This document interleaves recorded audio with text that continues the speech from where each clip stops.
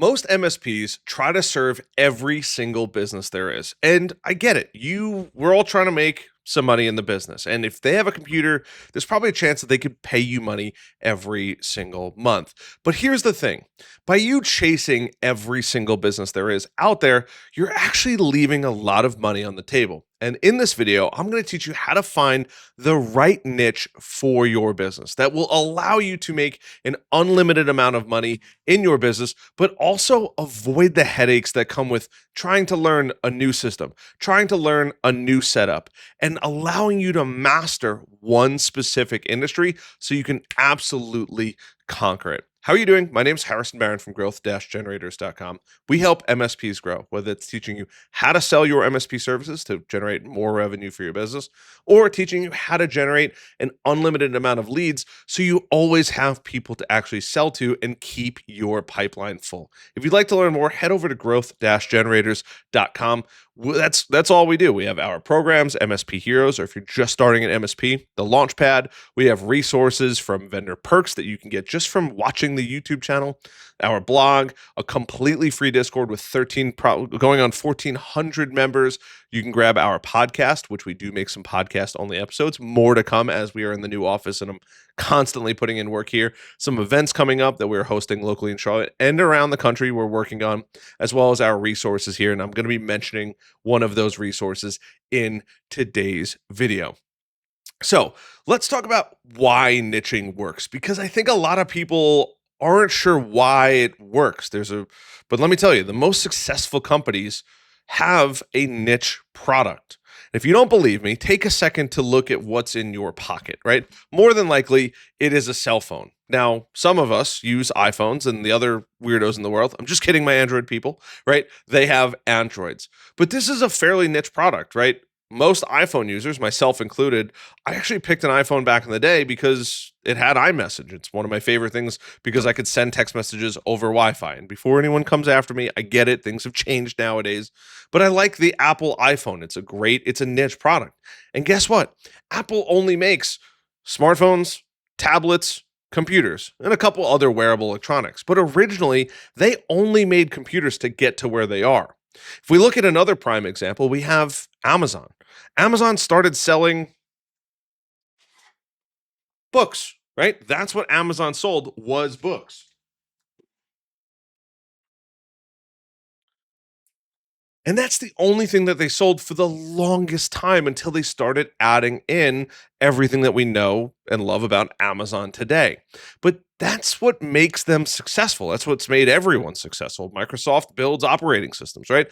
And they've gotten into some other areas, whether it's gaming, among other things, but they have a core focus. And I think with MSPs, yes, our core focus is computers, but it takes too much time and energy to learn every single industry, every single compliance need that there is to know out there.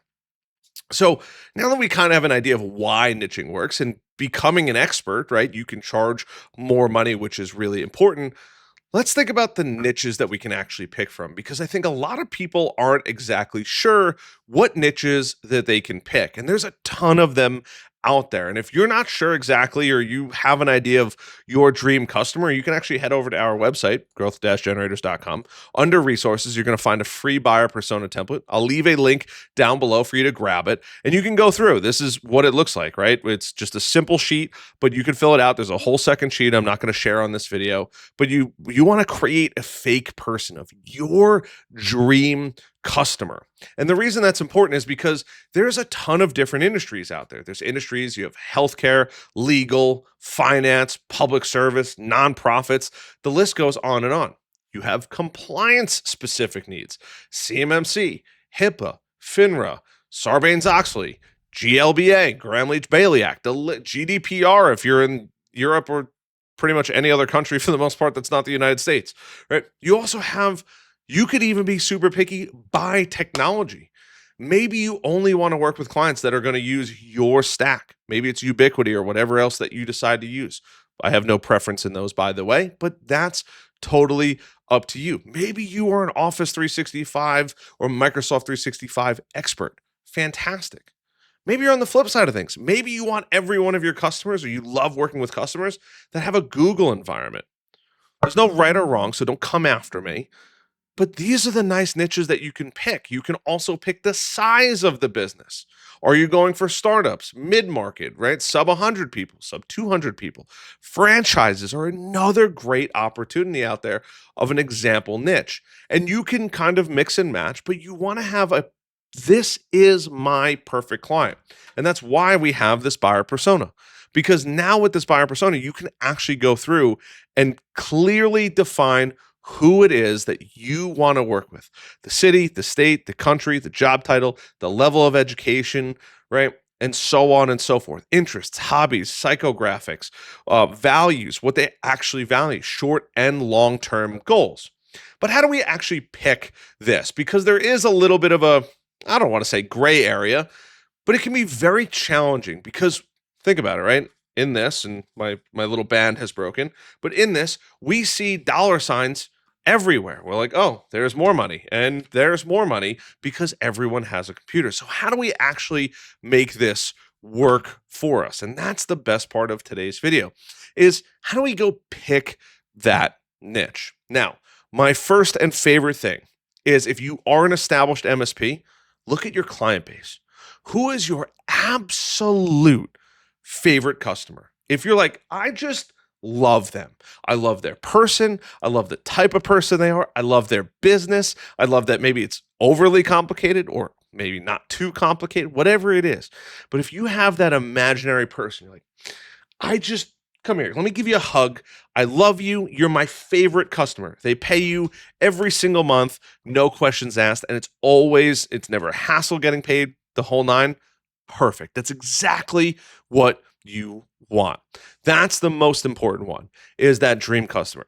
The second thing you should consider is, do you have an interest in their industry? If you do, fantastic, because if you're interested in it, you're much more likely to invest the time, to invest the energy to learn about their business, whatever it is: architecture, building, it could be finance, whatever it may be. But if you have an interest and you like looking through maybe compliance or other things, that's totally fine as well. You can also look at what the history has been with people. And that could be whether the industry is growing, shrinking, the technology spend, whether or not they're interested or they typically have reoccurring payments for MSPs, or maybe it's an industry that's a pretty tight knit circle that has a fairly active or potential referral group where you can get in with one type of business and then they can keep referring you over and over and over again. All of those things are perfectly acceptable things. You just have to figure out what really matters to you. And that's the nice part about this buyer persona is you can go through it. You can kind of identify. Now, you have your ICP, ideal client profile, right? The buyer persona is somebody that would be in that. So you want to think of your ICP as the overview. I love working with this type of business. But you want to pick somebody that you just absolutely mesh well with, and it feels great every time you've had an interaction with them. And it doesn't have to be an existing client. If you think that they'd be a great client for you, that might be the industry or the niche that you want to focus on. And that's going to be a huge, huge benefit for you. Now, with all of this, right, we're going to come up with all of this information. We can then make some actual money with this, and we want to market to these people. And we can build a package for these people, right? Whatever they are and whoever they are, we could build packages around their specific niche pain points. They're going to have problems, right? We help MSPs here at Growth Generators. By the way, if you're an MSP or you're watching the channel, hit that like button, subscribe button, notification bell. It would help tremendously, and I'll send you endless amounts of love for it. Thank you. But we can build packages that resolve those problems. We at Growth Generators love helping small MSPs all the way up to about $5 million. Believe it or not, we can help every business or every MSP usually in that space, whether that's the launchpad, personal coaching, going on site, helping those businesses. And we've done quite a bit of things behind the scenes that I don't really talk about all that often. But when you have that, you can find those specific pain points of your dream customer. I know what MSPs are struggling with. It's typically sales, marketing, lead generation, and sometimes operations, which is why we have this channel. but your customers are going to be very different.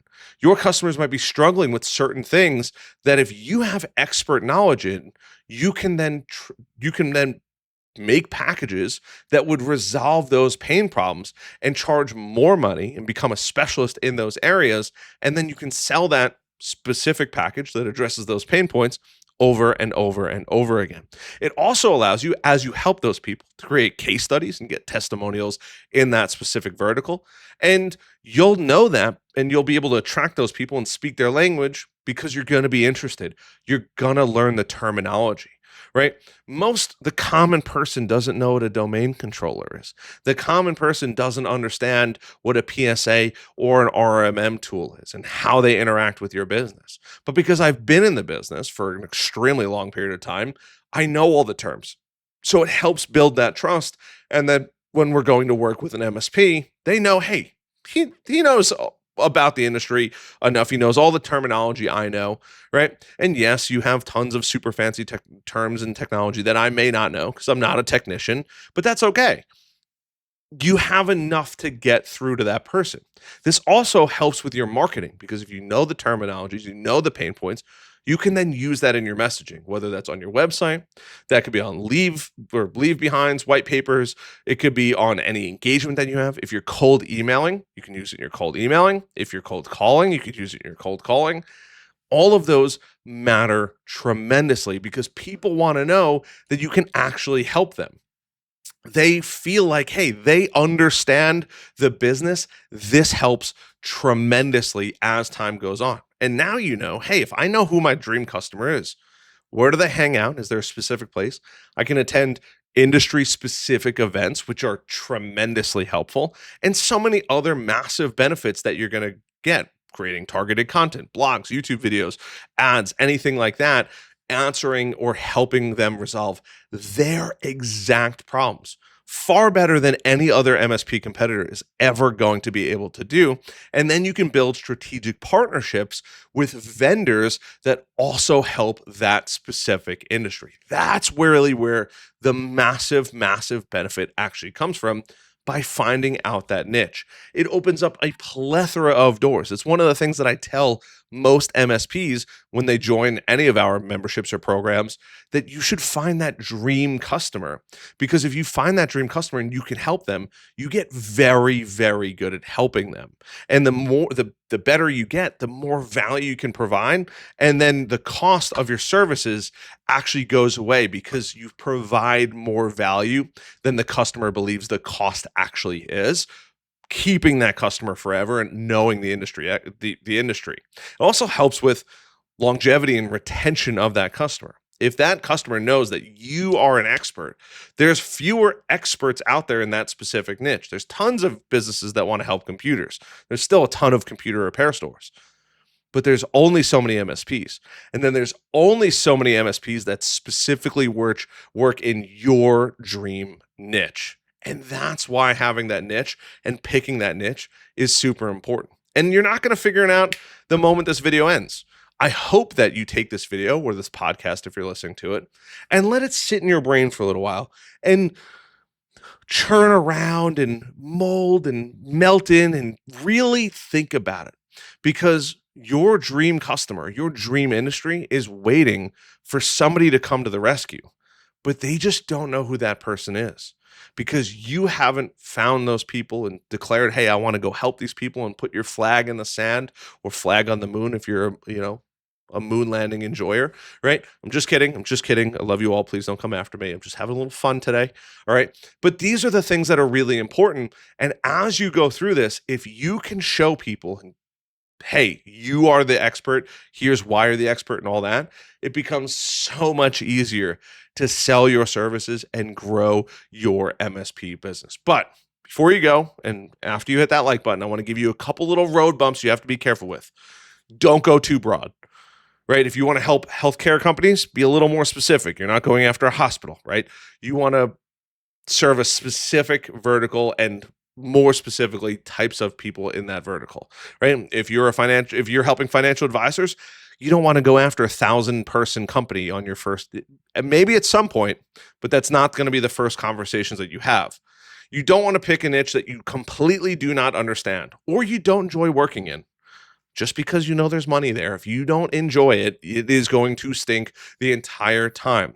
And last but not least, don't abandon other good clients too quickly. You might find a niche, but it's going to take a little bit of a shift in time and all of that. You might want to keep some of your old customers and then focus heavily on that new niche.